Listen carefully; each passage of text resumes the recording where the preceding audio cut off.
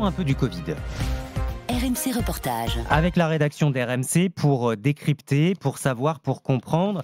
Oui, cette France qui vient de vivre 2 ans de pandémie, tout le monde ou presque semble avoir oublié ce Covid, mais les conséquences, elles, sont bien présentes. Alfred Orange est avec nous. Bonjour Alfred. Bonjour Mathieu. Il y en a qui n'ont rien oublié de cette époque traumatique, ce sont les soignants. En première ligne, certains d'entre eux n'ont pas supporté cette charge de travail et ils se sont retrouvés en burn-out. C'est un document RMC que vous nous proposez, Alfred. Vous avez pu vous rendre dans une clinique qui soigne ses soignants en burn-out. Oui, elle se trouve à 30 km de Paris, à flanc de colline, au milieu des bois. La bâtisse ressemble à une paisible maison de repos avec de grandes baies vitrées.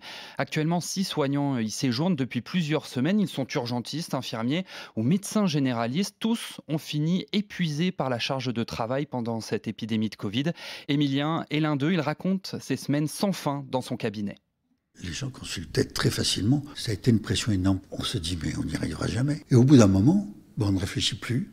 On regarde dans son planning à quel moment, effectivement, on va pouvoir le faire. Sur le coup de midi, donc on ne mange plus le midi, jusqu'à 9h30, 10h, 10h30 le soir, on ne s'arrête plus.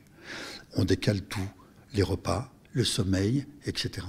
On entend encore la fatigue dans la voix d'Émilien. Alfred, ce médecin généraliste qui donnait sans compter. Est-ce qu'il avait l'impression, lui, de se ruiner la santé ? Pas vraiment, et c'est tout le problème. Même le regard des autres ne l'a pas alerté. Certains patients me disaient « Docteur, vous n'avez pas l'air d'aller bien ». Quelquefois, je vois la fenêtre derrière, je me retournais effectivement pour avoir des vomissements par la fenêtre. Je suis au rez-de-chaussée. Hein. Et ce sont les patients qui me disaient « Docteur, on va arrêter là, vous allez vous reposer ». Et puis un matin, Émilien n'arrive plus à se lever de son lit, plus de force. C'est un collègue qui l'envoie se faire hospitaliser. Depuis 3 semaines, il suit des soins, voit une psychiatre et pour la première fois passe un test d'aptitude physique dans la salle de sport de la clinique. Vous allez vous mettre face à moi, comme moi. Oui, ici. Hop, jambes parallèles, les bras sur les cuisses, voilà. On a un tout petit peu fléchi, simplement. Allez, 1. Je suis Élise, infirmière sur la clinique depuis une dizaine d'années. Là, on assiste à une séance de sport. Pourquoi vous êtes là? Vous êtes à côté en train de regarder? Je fais aussi une évaluation avec l'éducateur sportif pour voir un petit peu où en est le patient dans ses symptômes. Ce qui est important, c'est que le patient sente qu'il y a du monde autour de lui. C'est s'autoriser à être là vraiment pour lui et qu'il ne soit plus dans cette dimension de soignant.